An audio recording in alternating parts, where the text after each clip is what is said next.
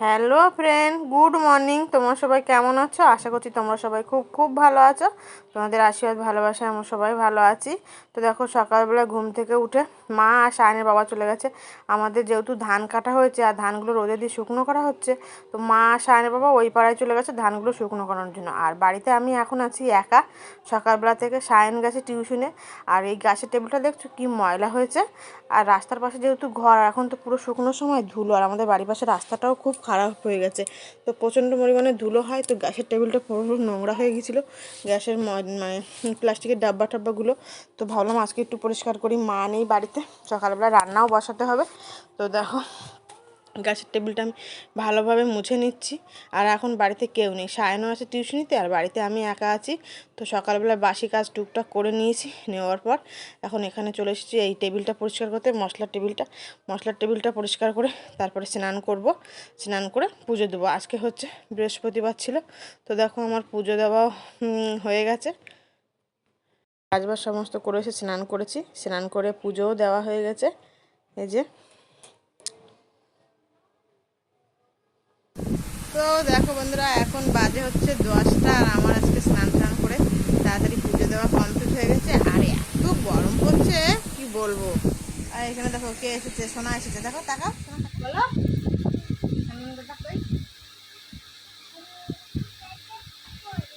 স্কুলে গেছি তো। হ্যাঁ, তো দেখো বন্ধুরা, স্নান টান করে চলে এসেছি। আর এখন বাজে হচ্ছে 10টা 5 হতে যাচ্ছে আর কি। 10টার মধ্যে আমার স্নান টান করে পুজো দেওয়া কমপ্লিট হয়ে গেছে। সায়ন চলে গেছে স্কুলে, মানে দাঁড়িয়ে আছে, গাড়িতে যাবে। পটলদের বাড়ি স্কুলের গাড়ি আছে, ওই স্কুলের গাড়িতে করে যায়, আসার সময় বাবা নিয়ে আসে। আর এখন পুজো টুজো দেওয়া কমপ্লিট। আর সায়নের বাবা আর আমার মা তো ঘরে নেই, ওরা সেই ওই পাশের জমিতে মাঠে আছে। আর এত গরম হচ্ছে, সকাল সকাল ঘুরতে মনে হয় স্নান করি, এত গরম। যাই হোক, স্নান টান করা কমপ্লিট হয়েছে, এখন দুপুরে রান্না করব। আর তার আগে দুটো খেয়ে নেবো। টাকা কিন্তু পুরো ফুল জমে চলছে, এত পরিমাণে গরম পড়ছে। তো এখন সকালে পান্তা খাবো। আজকে হচ্ছে পান্তা খাওয়া হবে, বোঁদে আর পান্তা। আজকে আর আলু সিদ্ধ তো কিছু করিনি। আর কালকে রাত্রে ওর বাবা বলছিল হালকা তার মিষ্টি নিয়ে এসেছে নবগ্রাম বাজার থেকে, হালকাটা হয়েছিল, তো যে বোঁদে দিয়ে পান্তা খাবো। তো ওই জন্য সবার তো মোটামুটি খাওয়া দাওয়া হয়ে গেছে। এখন আমি শুধু বাকি আছি, তো আমি এখন পান্তা খাওয়াই দিয়েছিলাম। সোনা এসেছে, সোনা টাটা করো, টাটা করো। তুমি পান্তা খাবে, পান্তা খাবে।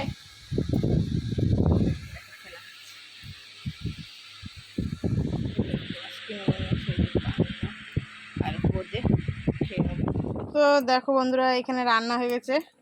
আলু, বরবটি, আর এর মধ্যে অল্প কটা ভেন্ডি ছিল, সব দিয়ে দিয়েছি, দিয়ে একেবারে ভাজা করেছি। আর এখানে দেখো লাউ দিয়ে হচ্ছে মুগ ডাল, ডালটা হয়ে গেছে। আর এদিকে দেখো ফোড়ন দেবো বলে গ্যাসে বসিয়ে দিয়েছি, শুকনো লঙ্কা, তেজপাতা,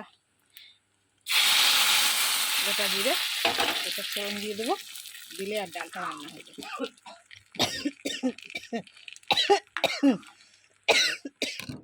তো দেখো বন্ধুরা, রান্না করে আবার সঙ্গে সঙ্গে তাড়াহুড়ো করে রেডি হয়ে নিয়েছি। রেডি হয়ে এখন যাচ্ছি হচ্ছে বাজারে, মানে আমাদের নফরগঞ্জ বাজারে, সেন্টারে হঠাৎ মাত্র ফোন করে দিদিরা ডেকেছে।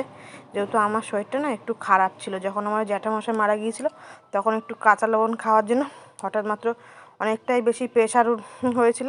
তো সেই প্রেশারের কারণে আজকে কিন্তু সেন্টারে কেউ আসেনি, শুধু আমাকেই ফোন করে ডেকেছে। যেহেতু আমার প্রেশারটা সমস্যা হচ্ছে, ওই জন্য প্রেশার মাপবে আর ওয়েট করবে, ওই জন্য ডেকেছিল। তো প্রেশারটা আমার মাপা হয়ে গেছে, যেহেতু ফোনটা তো কেউ, মানে আমি একাই গিয়েছিলাম সেন্টারে, তো ওই জন্য আর তোমাদের সঙ্গে শেয়ার করতে পারলাম না। তারপরে দেখো, আমার যে কার্ডটা ছিল সেই কার্ডে দিদি কী কী লেখা ছিল সেগুলো লিখে দিচ্ছে।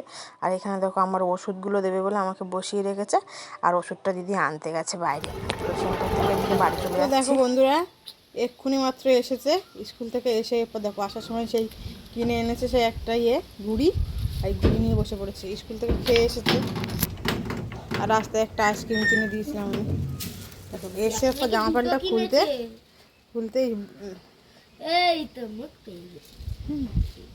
বদমাশি কত প্রকারের হয়। ওই না বেঁচে থাকলে না হয় নয়, তাই বেঁচে আছি। গেছে দুটো মনে হয়। ওর মা পয়সা পেয়েছে? জানি না। না না, ওরা ভালো ইয়ে করছে। মিষ্টি কততে নিয়ে যেত? মালপোয়া পিচের মতন লাগে। হ্যাঁ পিঠে এই দোকান মিষ্টি দোকান থেকে কিনে নিয়েছো না বাড়ি বানাইছো? ওই ইয়ে করা ফ্লাশ দিয়ে তো। তো দেখো বন্ধুরা কে এসেছে, হাই করো শোনো। হ্যাঁ এই সন্ধ্যাবেলায়, মানে সন্ধ্যাবেলায় না একটু আগে এসেছে, শোনো হাই করো। আর এখানে এসে এত গরম পড়েছে, তো আমরা সবাই উঠোনে বসে আছি, এই যে ওর বাবা বসে আছে, আমরা গিয়ে এই যে সায়নও টিউশন থেকে চলে এসেছে, অনেকটাই রাত হয়ে গেছে কিন্তু আমরা বাড়ি ছিলাম না। তো দেখো এই যে অনুরা এসেছে, আর বাইরে এত পরিমাণে গরম, তো আমরা উঠোনে এসে বসে আছি। আর আমরা বিকালবেলা মানে দুপুরে খাওয়া দাওয়ার পর বিকালে গিয়েছিলাম আমাদের ওই মাঠে, সেই ধান রোদে দেওয়া ছিল, মা সায়না বাবা যে সারাদিন ছিল ওইখানে ধানের বস্তা টস্তাগুলো ভরে আসতে আসতে অনেকটাই রাত হয়ে গেছে, মানে এখন প্রায় 9টা বাজে। তো এখন এই মনু মিষ্টি নিয়ে এসছে, কত মিষ্টি, প্যাকেটের মিষ্টি, মালপোয়া নিয়ে এসেছে, আবার আপেল ঠাপেল ফল টল সব নিয়ে এসেছে। তো এখন বসে মালপোয়াগুলো খাওয়া হোক, তারপরে আমার মা এখনো হেঁটে এসে পৌঁছায়নি, মা একা একা হেঁটে আসছে, তারপরে রাত্রে দেখা যাক কি রান্না বান্না হচ্ছে আর কি। তো তোমরা পুরোপুরি দেখতে থাকো, সঙ্গে থাকো। এদিকে দেখো সায়নও চলে এসেছে। তো দেখো বন্ধুরা এই যে এখন কেটে নিয়েছি বেগুন, আর এখানে বেসন গুলে নিয়েছি, বেসন দিয়ে হচ্ছে বেগুন দিয়ে হচ্ছে বেগুনের চপ। সকালে সেই দুপুরের ডাল রান্না করা আছে, সায়না বাবা তো দুপুরে ভাত খায়নি, ঘরে ডাল ভাজা সবই আছে। তো ওনারা এসছে বলে শুধু কটা বেগুনের চপ করছি, করলেই হয়ে যাবে।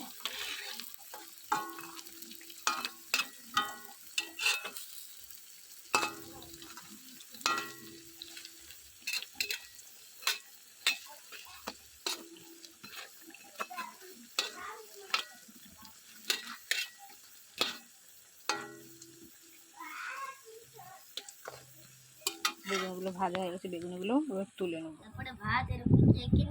তো দেখো আমরা রাত্রে খেতে বসে গেছি, এই যে অনুরা এসেছে, শুধু ভাত রাত্রে, শুধু ডাল, সেই দুপুরের ডাল, আর এই যে বেগুনের চপ করেছি, দুধটা গরম করেছি, আর মানে দুপুরে সেই ভাজা আছে অল্প অল্প করে। আর মাও দেখো স্নান টান করে চলে এসেছে, হাত কই আমি নিচ্ছি। হেভি এসেছিল